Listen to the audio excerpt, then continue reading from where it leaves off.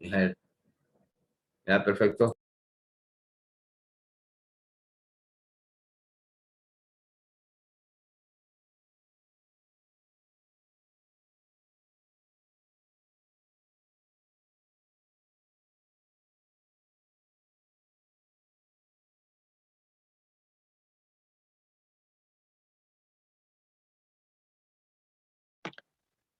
Ya, vamos a empezar con cianosis. Bueno, como concepto tenemos que va a ser la coloración azulada de la piel o de la membrana mucosa, que generalmente se debe a la falta de oxígeno en la sangre. El término, bueno, médico que se utiliza para esto es cianosis. Los glóbulos rojos van a suministrar oxígeno a los tejidos del cuerpo. La mayoría de las veces, casi todos los glóbulos rojos en las arterias van a transportar una provisión completa de oxígeno. Estas células sanguíneas son de color rojo brillante y la piel es rosada o roja. Dependiendo de la causa, bueno, la cianosis puede presentarse repentinamente junto con dificultad para respirar u otros síntomas. Ya. Causas, por favor. Gracias.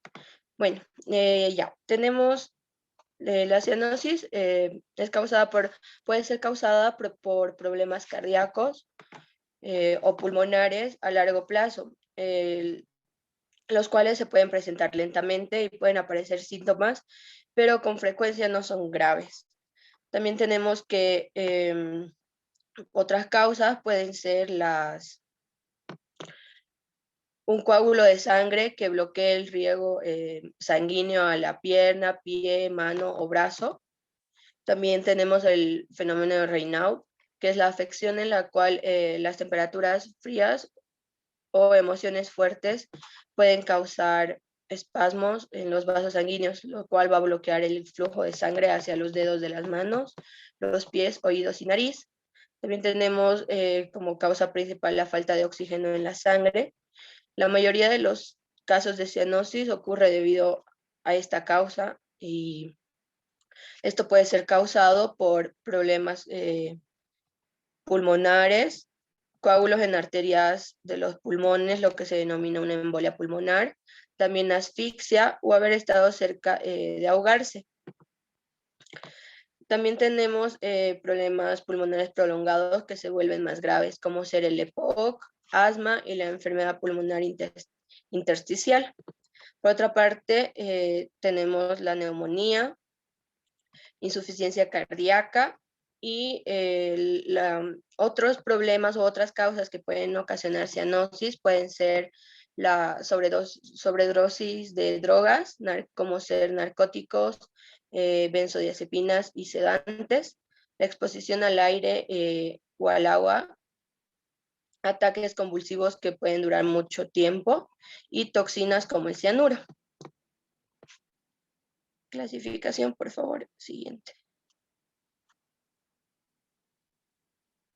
Bueno, en la clasificación, la cianosis se va a dividir en dos tipos principales, que va a ser la cianosis central. Esta es aquella que es alrededor del corazón y los labios.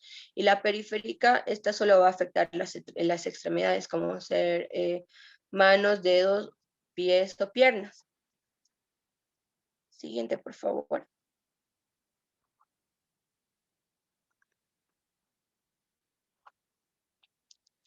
Ya, bueno, para el diagnóstico tenemos que la prueba más común es la saturación en el análisis de gas de sangre arterial y del oxígeno de sangre por un oxímetro. Estas pruebas se pueden realizar para fijar la cantidad de oxígeno en la sangre arterial. Siguiente, por favor. Bueno, como tratamiento, tenemos que se puede calentar las áreas afectadas. También cuando ocurre cianosis por algún trombo o émbolo que está afectando el flujo sanguíneo, se debe hacer una cirugía. También tenemos el tratamiento con oxigenación, líquidos intravenosos, inmunizaciones para los niños que presentan cianosis y la administración de glucosa. Siguiente, por favor. Ya. Ahora, doctor, el video le voy a mostrar. Entendemos por así.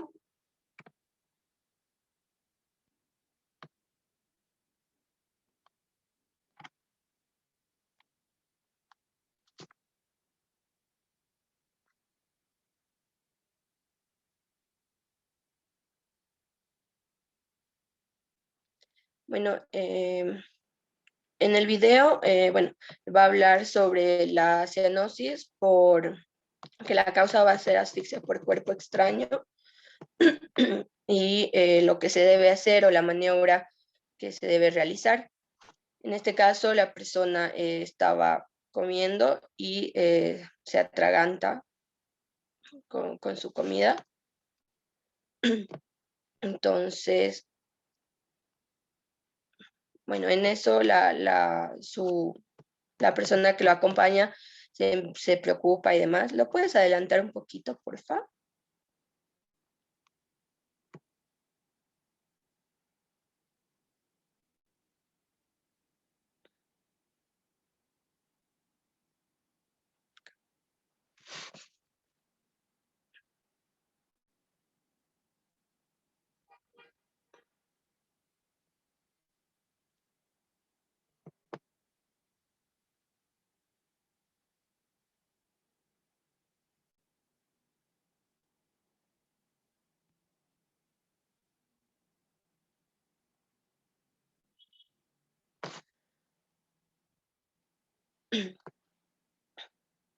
Bueno, para realizar la maniobra de Heimlich, la persona se debe parar detrás de la persona que está sufriendo la asfixia.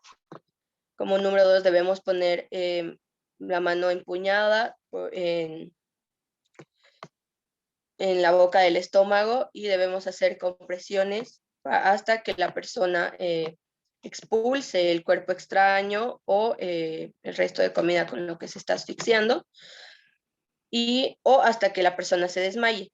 Si esto ocurre, bueno, debemos llamar a emergencias y mientras llegue emergencias y la persona está adecuada se debe realizar la RCP y debemos observar que siempre la vía aérea, bueno, esté permeable. Y si se ve el objeto a simple vista al abrir, al permear la vía aérea, se debe tratar de sacarlo con el dedo en forma de gancho.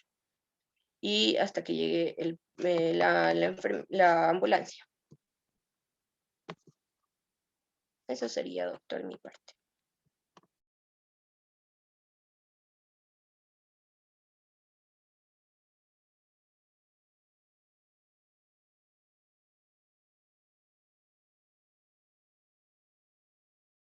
Adelante, ¿quién sigue? Yo, dale a la primera, por favor.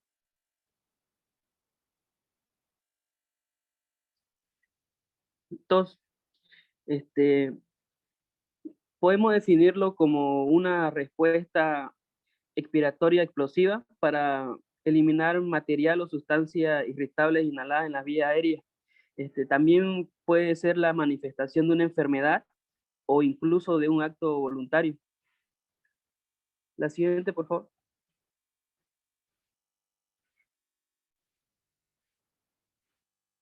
Voy a hablar un poco de su fisiopatología, que se puede decir que es un acto reflejo de defensa que requiere de un arco que se inicia con una estimulación de los receptores de una vía aferente que va al centro, su oxígeno, y una vía eferente que parte del mismo a los órganos, que son los encargados de provocar la tos. Estos receptores para la tos están presentes en todo el tracto respiratorio, pero más son concentrados donde está la parte más efectiva, como ser la mucosa de la pared posterior de la faringe, cuerdas bucales, mucosa traqueal, mucosa de la carina y de los bronquios de mayor calibre. Siguiente, por favor.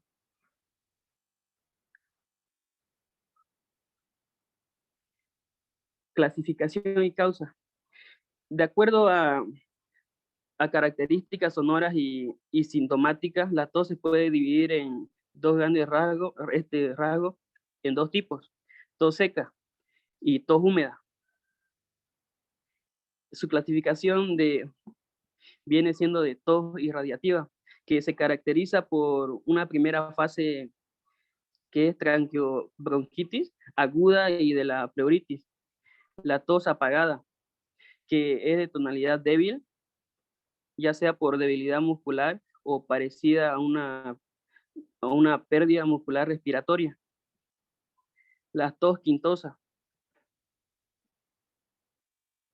que se caracteriza por tener 5 o más accesos de que determina una inspiración prolongada y sibilante.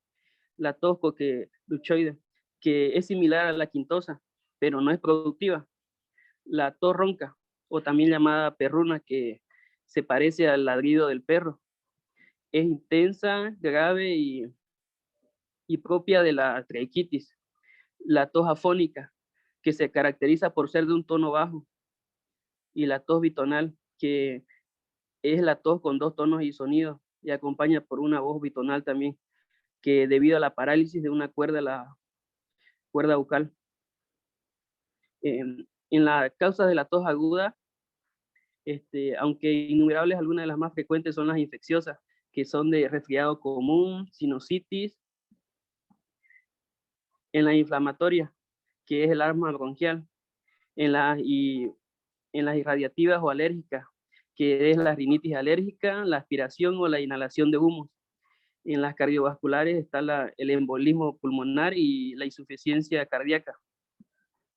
Las causas más probables en la tos crónica son el goteo postnasal, la bronquitis crónica, asma bronquial, el carcinoma broncogénico y a veces las drogas.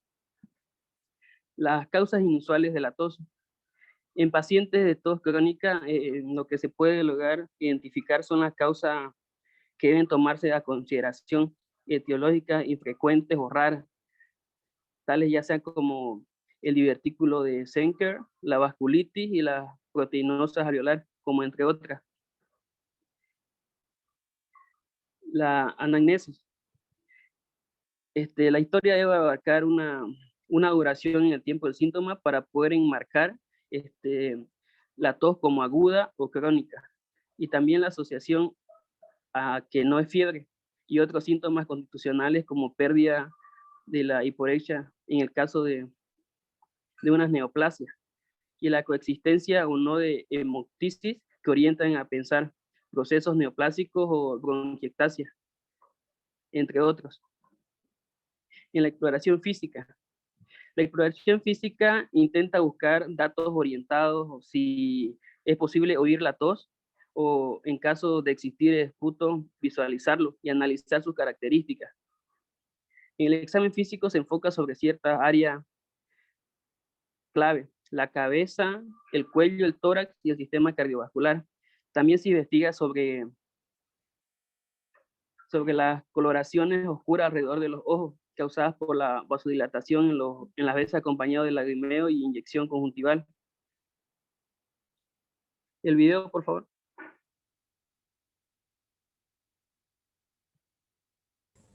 Doc, al último lo vamos a mostrar este video, que es link. Me olvidé poner como Sí, no hay siguiente.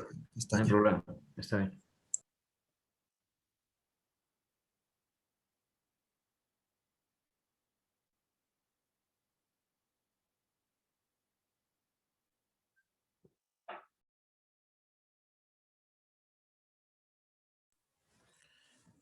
Doctor, yo le voy a hablar de la asterisis o también denominada flapping tremor. Para algunos autores también lo denominan un temblor, que consiste en movimientos rápidos con una frecuencia de 4 a 10 segundos, que son irregulares, desordenados, con una flexión-extensión de las articulaciones de la muñeca. que esta corresponde a pérdidas momentáneas del tono postural y la incapacidad de mantener la actitud. Como le mencioné, algunos autores eh, proponen dejar de tomarlo en cuenta como un temblor, como también otros no, que también lo denominan como el término más usado para poder describir una alteración neuromuscular que consiste en la aparición involuntaria de interrupciones rítmicas en una contracción voluntaria. Las causas son desconocidas, pero se supone que es a propósito de una deficiencia en el metabolismo.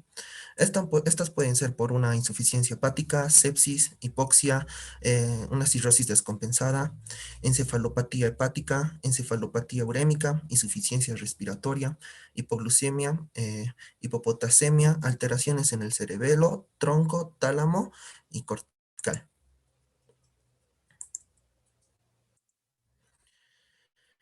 En la clínica, el paciente presentará movimientos o temblores cortos espontáneos provocados por las manos debido a una interrupción momentánea y brusca del tono muscular de los antebrazos. En su inspección, al paciente debemos pedirle que se siente y que pueda extender los brazos al mismo tiempo. Haga una flexión de las muñecas dirigiendo las manos hacia el suelo.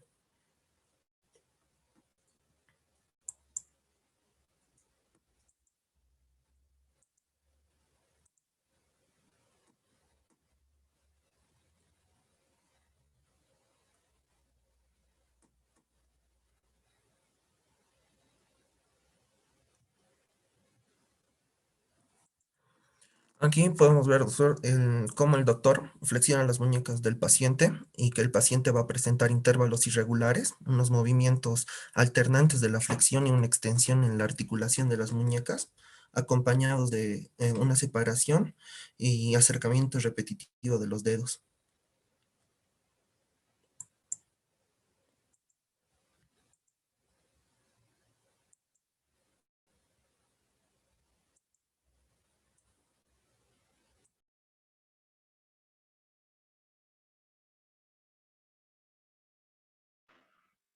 Bueno, ahora yo voy a continuar con la presentación de edema. En la definición tenemos que el edema es una hinchazón causada por el exceso de líquido atrapado en los tejidos del cuerpo. Entre las causas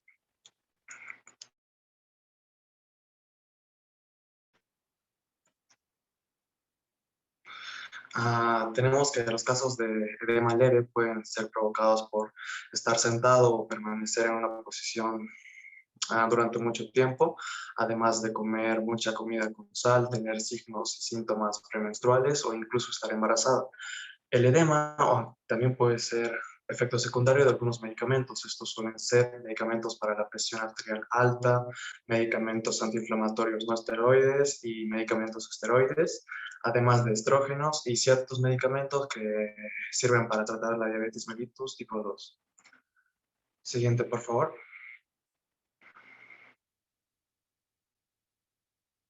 En la clasificación tenemos los edemas localizados, también conocidos como locales. Estos son la presencia de líquidos en determinados puntos del organismo, los cuales suelen estar afectando algún tipo de problema venoso o incluso linfático. Un ejemplo de esto podría ser por una obstrucción debido a un trombo. En los edemas generalizados, estos tipos de edemas son muy extraños de ver, pero suelen tener una causa que afecta a un conjunto del organismo y la hinchazón se puede presentar de manera generalizada. Los más comunes podrían ser, digamos, edema cirrótico, edema cardíaco y el edema renal. Los edemas linfáticos se consideran como tales aquellos edemas que son producidos a causa de alguna alteración vinculada al sistema linfático. Los edemas dinámicos, este grupo, además de incluir estos grupos persiguen solamente aquellos que presentan líquido causado por sistemas o situaciones en las que no participa el sistema límbico. Siguiente, por favor.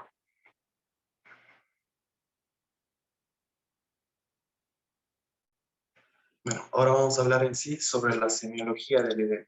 El diagnóstico de edema se realiza buscando la presión de la piel y el tejido subcutáneo al presionar un dedo contra un relieve óseo.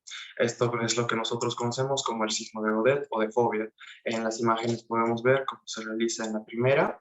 En la segunda podemos ver la imaginación que presenta después cada edema, igual que en la tercera. Debemos buscar las extremidades inferiores o en la región sacra. Y cuando no existe, digamos, una superficie ósea para comprimir, esto puede deberse, digamos, a que es en la pared abdominal, se hace una pinza con los dedos buscando un signo equivalente al de fobia. Lo que tenemos que tener en cuenta para la valoración del edema son los siguientes aspectos: la distribución, consistencia, coloración, temperatura y sensibilidad. En la distribución, ya que esto, además que el edema de la insuficiencia cardíaca suele ser vespertino y se localiza más o menos en ambos miembros inferiores y disminuye en el reposo nocturno. El edema localizado en brazo o una pierna habitualmente tiene su origen debido a una obstrucción venosa o también puede ser linfática. Además, tenemos que tener en cuenta la consistencia, ya que esto es un indicativo, ya que un edema duro suele ser producido por una inflamación o obstrucción linfática, y un edema blanco suele originarse por algún problema cardíaco. Y además tenemos el mixedema, que tiene una consistencia muy particular, ya que es gelatinosa y al palpar el cuero cabelludo se asemeja a una almohadilla de los que sellan. Coloración, el edema inflamatorio suele ser generalmente rojo y el edema hipoproteínico es generalmente pálido. La presencia de cianosis indica una obstrucción venosa y los individuos que tienen un edema crónico, generalmente su piel se vuelve indura, encruzada y tienen una coloración rojiza o además se encuentran hiperpigmentadas. La temperatura y la sensibilidad. Esto ya que el edema inflamatorio generalmente es caliente y doloroso. Las restantes formas de edema son indoloras, sin incremento de la temperatura. Siguiente, por favor.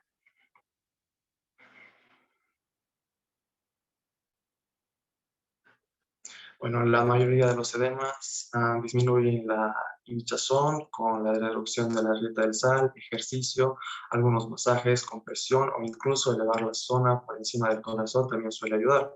Pero los principios básicos para tratar el edema generalmente son el tratamiento del trastorno primario que causa el edema. Este puede ser atacar directamente el problema, y, digamos, esto se puede implementar en, digamos, en embarazos e incluso por edema por diabetes.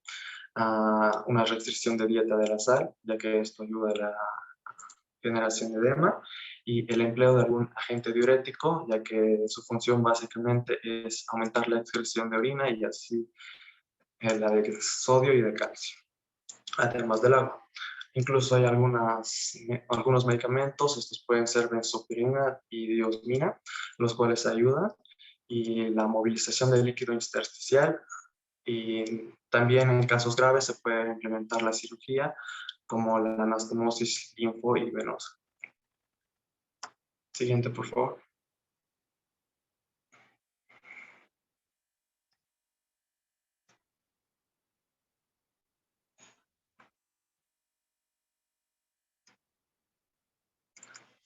Bueno, mi video básicamente es una recopilación de 3 casos en los cuales podemos apreciar el signo de Godet, en los cuales en cada uno tenemos una superficie ósea en la cual podemos comprimir y así ver la imaginación que presenta gracias al edema.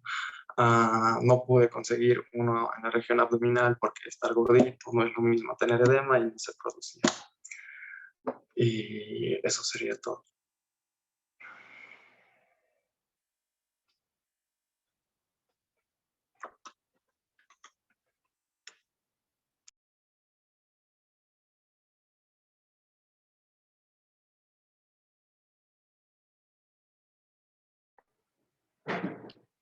Yo les voy a hablar sobre la erupción cutánea. Este va a ser un brote temporal de parches de la piel enrojecido con bultos, escamas, ya sea picazón o también unas ampollas o una roncha. Va a también presentar cambios de color, la sensación o la textura de su piel.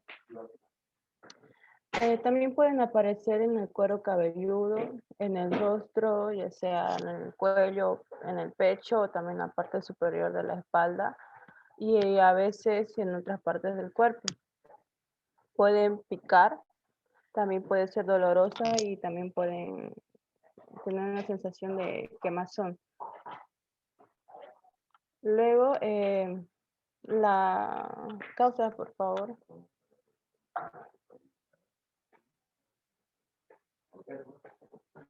Ya, gracias. Hay muchas causas diferentes para las erupciones. La siguiente, por favor. Ya. Las picaduras de pulgas va a ser una de las causas.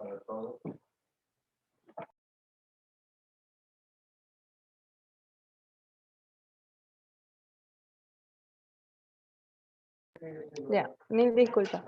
Se va a presentar como un bulto rojo rodeado en un halo rojo que va a producir bastante comezón.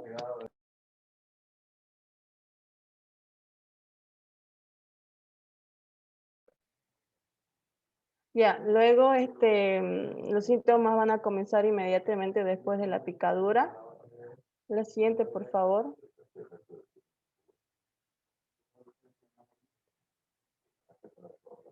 Ya, la sarna. Esta es una picadura de sarna. Diré,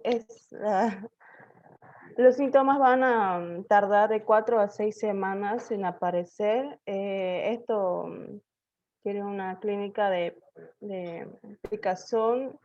Puede ser también granulada y va a estar compuesta de pequeñas ampollas o escamas. También van a tener líneas en relieve, van a ser blancas o también de color, en tonos de color de la carne. La siguiente, por favor.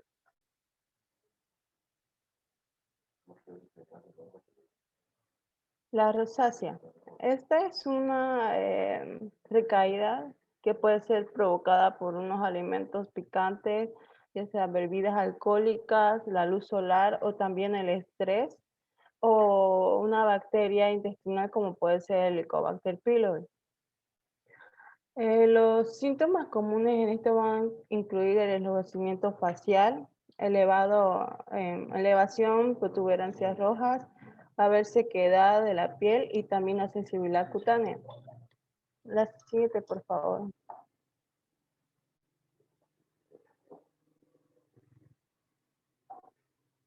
Ya, el impétigo. Este se va a localizar en el área alrededor, también puede ser la boca, la barbilla y la nariz. Como se puede ver, va a haber una erupción irritante y ampollas llenas de líquidos que se abren fácilmente y van a formar una corteza de color negro. La siguiente, por favor.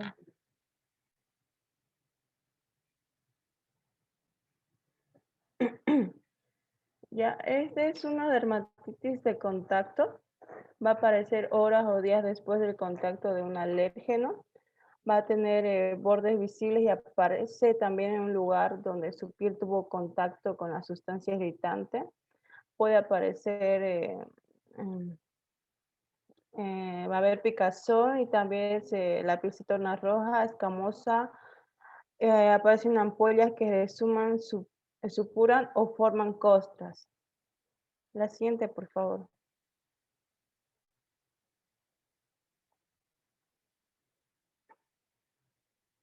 Ya. Este es un caso de varicela que va a presentar grupos de ampollas con picazón, van a ser rojas y van a estar llenas de líquido en varias etapas de la curación por todo el cuerpo. Las erupciones van a estar acompañadas de fiebres, dolores corporales, también va a haber dolor de garganta y pérdida de apetito y va a continuar siendo contagiosa hasta que todas las ampollas tengan una costra o se hayan secado. La siguiente, por favor.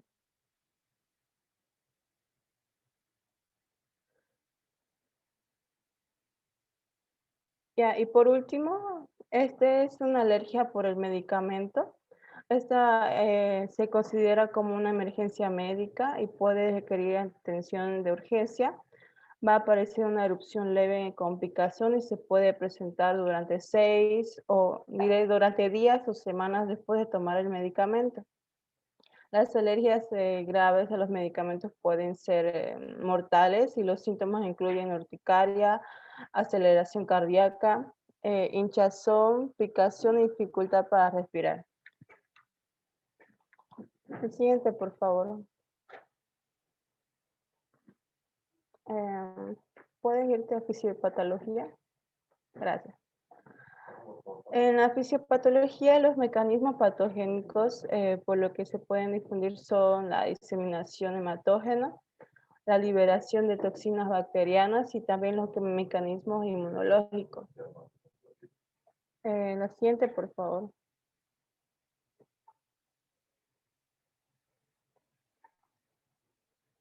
Ya, en su clasificación. La siguiente, por favor. Ya. En esta va a haber, va a ser maculopapulosos. Las más frecuentes son más frecuentes y sí son un conjunto de máculas y pápulas que adquieren distintas formas. En una de ellas está la morbiliforme, que es la más común en sarampión.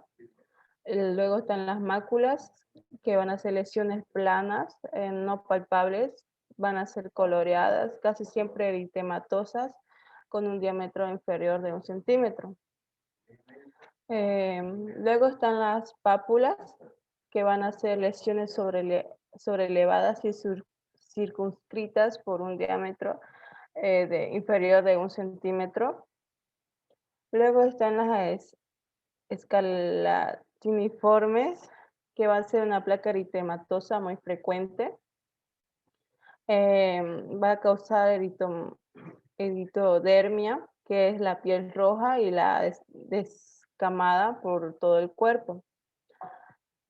Luego está la reticular, que van a ser lesiones eritematosas planas y confluentes con un característico aspecto reticular que mayormente se presenta en el eritema infeccioso. Y por último la urticarial, que va a ser jabón, que es una roncha, y va a haber pápula de superficie plana, cuyo centro va a ser pálida y va a desaparecer generalmente entre los 24 a 48 horas. La siguiente, por favor.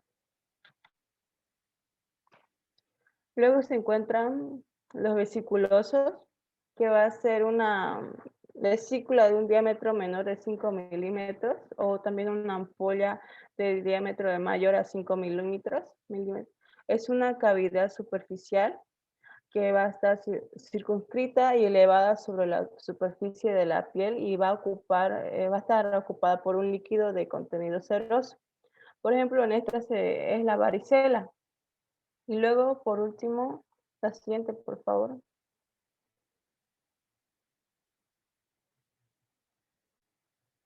Los purpúricos que presentan petequias, esquimosis e incluso hematomas. Por ejemplo, se encuentra el edema agudo hemorrágico del lactante. Las petequias son lesiones puntiformes de color rojo púrpura por extravasación de la sangre que no va a desaparecer con el dígito presión.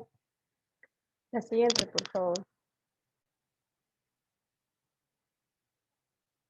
En diagnóstico. En su diagnóstico no van a existir lesiones patognomónicas que indiquen una etiología concreta, así que es importante determinar diversos factores. Los factores epidemiológicos, en este va a entrar la edad, el ambiente epidémico, el contacto con algunos enfermos, también las fuentes de transmisión, la exposición al sol, las alergias, las enfermedades crónicas y los medicamentos. También tiene un periodo prodrómico, que en este está el estado clínico de los días previos de la erupción. Por ejemplo, en el sarampión o el exantema súbito va a existir una sintomatología llamativa. Luego están las características del exantema. En este está la distribución, la forma de inicio, la coloración, el aspecto y la forma, y también la clasificación del exantema será base del diagnóstico. Luego está la clínica, que va a estar acompañada de la exploración física completa, también las exploraciones complementarias, también está el diagnóstico, que se basa en una buena anamnesis que va a evaluar a todos los factores anteriores y además con una exploración completa. La siguiente, por favor.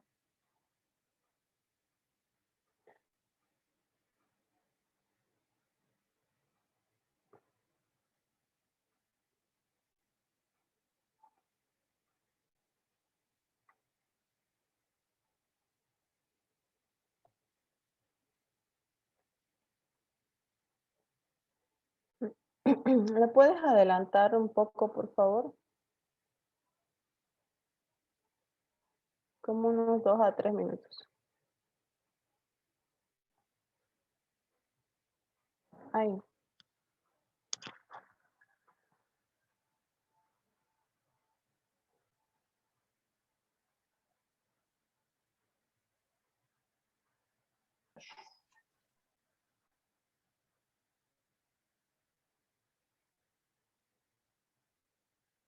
Bueno, en este video se muestra que una paciente llega al hospital con picazón en el brazo izquierdo, también la coloración, que dice que desde un día antes le había empezado a picar y que no le paraba con ninguna crema alérgica.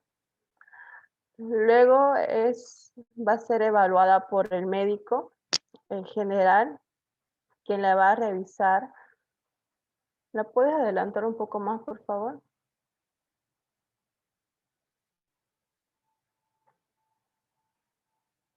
Ahí le explica sobre los síntomas que le han presentado. Aparte de la coloración, la picazón ha presentado fiebre.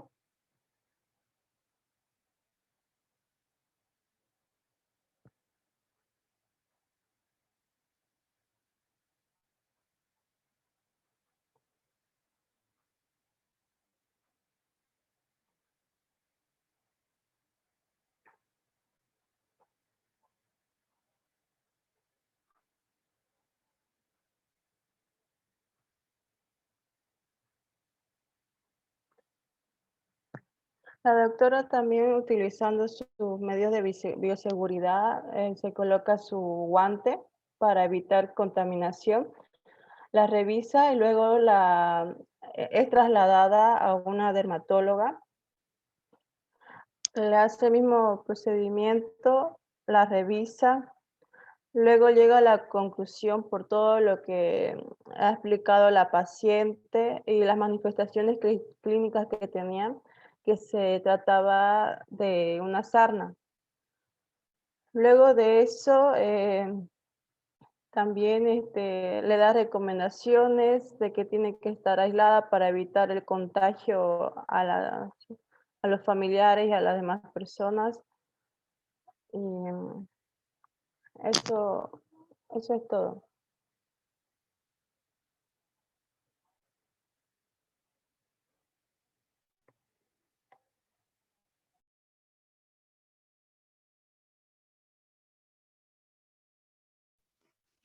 Bueno, ahora yo les voy a hablar lo que es la fiebre. A definición, porfa. La temperatura normal del cuerpo va a reflejar el equilibrio entre dos procesos opuestos. Uno, lo que sería la termogénesis, y dos, lo que sería la pérdida de calor al medio ambiente. Bueno, el término fiebre va a definir a la elevación regulada de la temperatura corporal por encima de los valores normales mayores de 37.5 grados Celsius. Esto debido a una reprogramación de los centros termorreguladores hipotalámicos. Siguiente, por favor.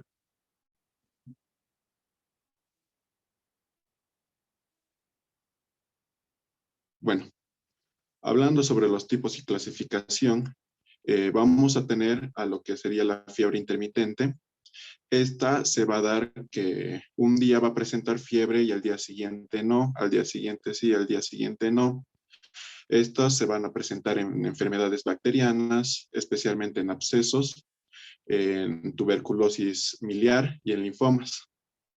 También vamos a tener a la fiebre remitente, que esta no va a bajar de los valores normales durante cada día de la fiebre, que un día sí puede aumentar la fiebre, pero al día siguiente un poco va a bajar, pero manteniéndose en la fiebre.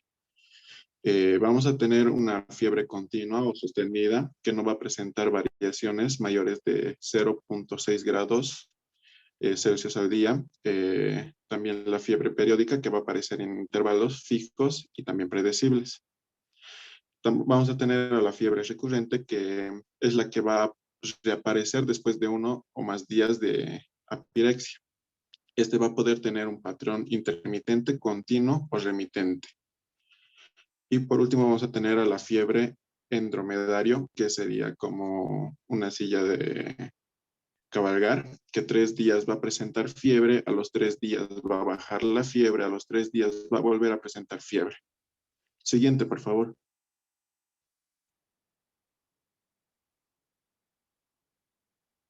Bueno, etiología. La fiebre va a ser una manifestación característica de la mayoría de las enfermedades infecciosas, como las inflamatorias, traumáticas, mediadas inmunológicamente, metabólicas agudas, vasculares, hematopoyéticas, endocrinas, genéticas y tumorales. Siguiente, por favor.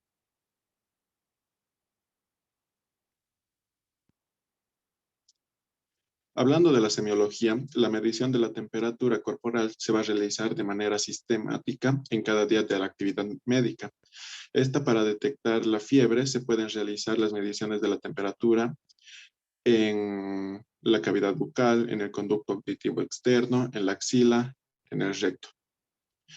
Si la temperatura corporal se va a elevar bruscamente, se va a dar sudoración, rubor facial y escalofríos. Y cuando la temperatura, la fiebre viene con escalofríos, es común en algunas infecciones bacterianas, como ser la neumonía, la infección urinaria, las colangitis y los virus, como la gripe.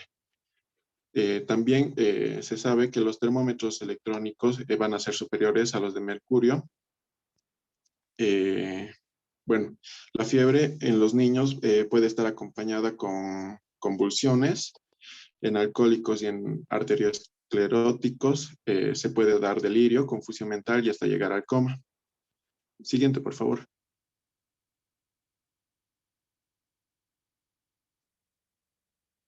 Bueno, ahí vamos a observar una tabla de valores y tipos de toma de la temperatura corporal, que en los lactantes se va a dar en la temperatura normal 36 grados a 37 grados. En infantes en 36 grados a 37 grados y en adultos de 36.5 grados. También vemos que vía rectal nos va a dar la fiebre va a ser mayor a 38.8 grados y lo normal sería 36.6 a 38.0 grados. Oral sería 37.5 a 37.5 grados y la fiebre se va a dar mayor a 37.8 grados.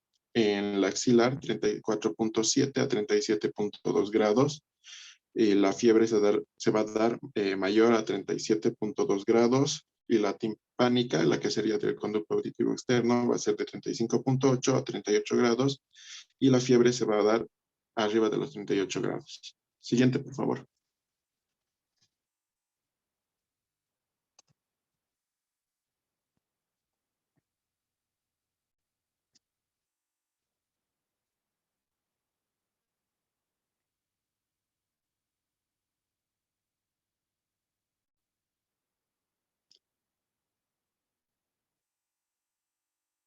Adelántame un poco, por favor.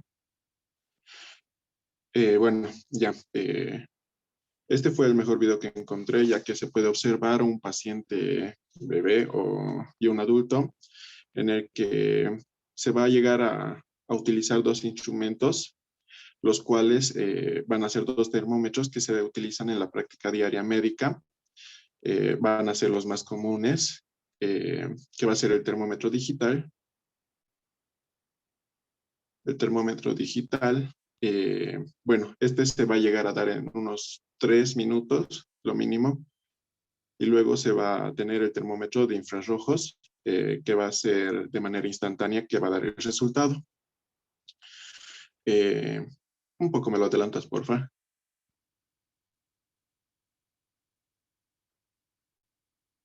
Bueno, en el bebé mayormente se utiliza la temperatura por vía rectal, en el cual va a utilizar un termómetro digital, el cual primero, antes de todo, hay que calmar siempre al niño, y antes de introducir el termómetro, que debe ser de 1 a 2 centímetros, se debe lubricar, y el resultado lo va a lanzar en unos 3 minutos. El mismo termómetro va a empezar a sonar pitidos, avisando que ya está el resultado. Un poco, adelántamelo, por favor.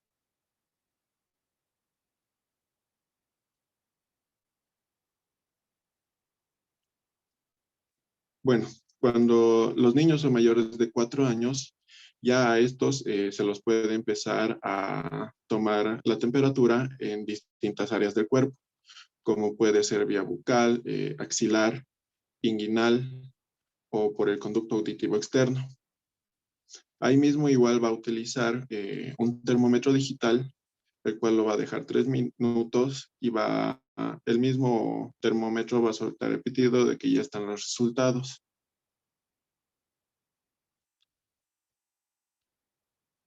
Un poco, adelántamelo, porfa.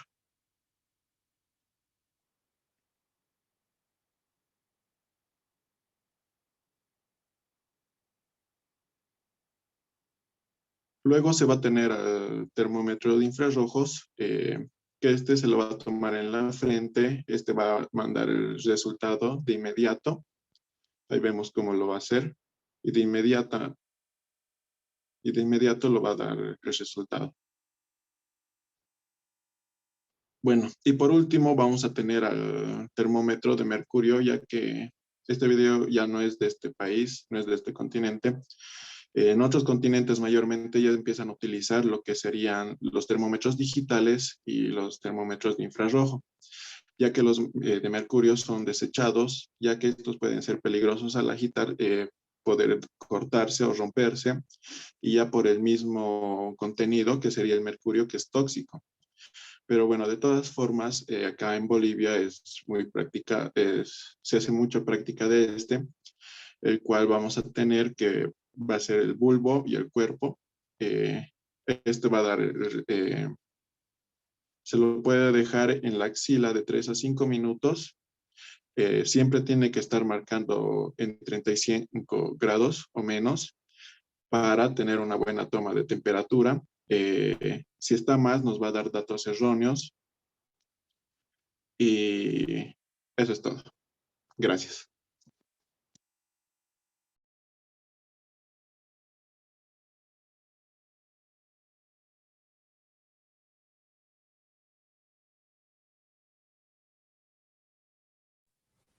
Eso es todo, Doc.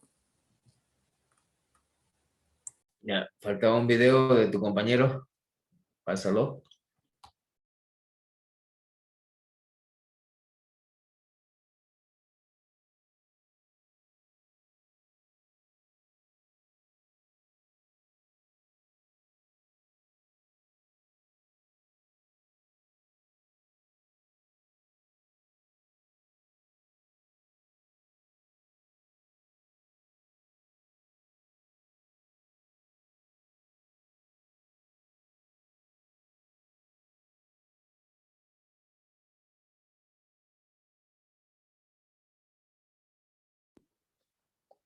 Bueno, este video trata sobre la tuberculosis pulmonar, que es una enfermedad contagiosa producida por micobacterias, lo cual de esta enfermedad se trata de Mycobacterium tuberculosis, la cual afecta el parenquima pulmonar con un alto grado de contagiedad, pero sin embargo es prevenible y curable. ¿Lo puedes adelantar un poco, por favor, hasta cuando empiece el caso clínico?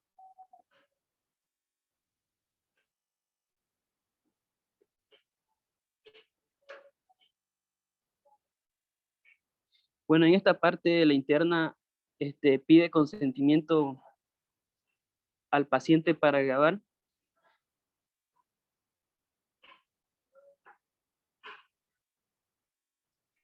Luego de esto empieza a hacerle unas preguntas de rutina. Su nombre, su edad.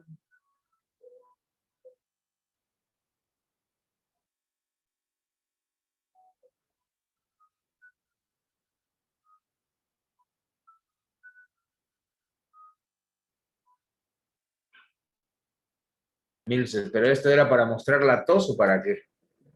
Sí, sí, doc. A ver, adelántalo hasta donde está tosiendo.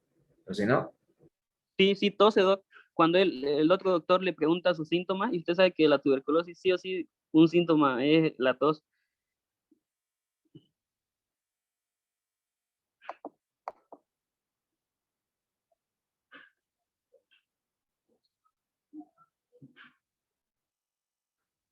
Ahí, el doctor le pregunta ya sus síntomas sobre la fatiga, la disnea, pérdida de peso, tos y expectoración. Le pregunta que cuántos meses se empezó a sentir cansado. Él le responde 5 meses. ¿Cómo se sintió estar cansado? Él le dice que cuando él daba unas 3 vueltas ya se sentía muy cansado, que le faltaba el aire. Después de eso le cuenta sobre su fiebre, que le daban diario, pero él pensaba que no era fiebre porque él mayormente trabajaba en el sol y pensaba que era de eso. En ese rato también le pregunta sobre su peso, dice que bajó 20 kilos, él pesaba 72. Y después de la respiración, que sintió algo, que le faltaba el aire y él empieza a toser. Y él le dice que era como era una tos seca, pero con flemas. Así que el doctor le dice que si sintió la flema, si era color roja, con sangre, verde o amarilla. Y él dice que salía verde.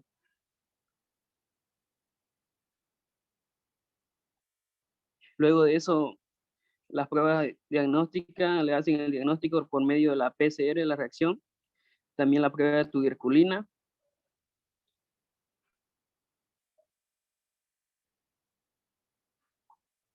¿Lo puedes adelantar un poco, por favor?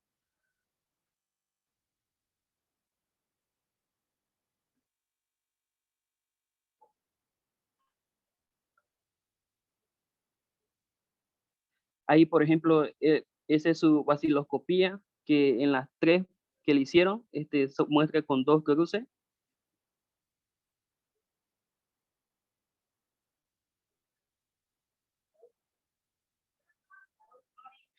Su radiografía real del paciente muestra múltiples extractos fibrosos y condensaciones y excavaciones. En la segunda radiografía que le toman, se puede ver infiltrados intersticiales, así como infiltrados alveolares en el lado izquierdo, a causa de la neumonía que tiene agregada. Y aunque las cavernas características de la tuberculosis, en este paciente se observan datos de la misma. Y su tratamiento es común a la tuberculosis, que es la isoniazida, la rifampicina, la piracinamida y etambutol. Y eso es, doctor.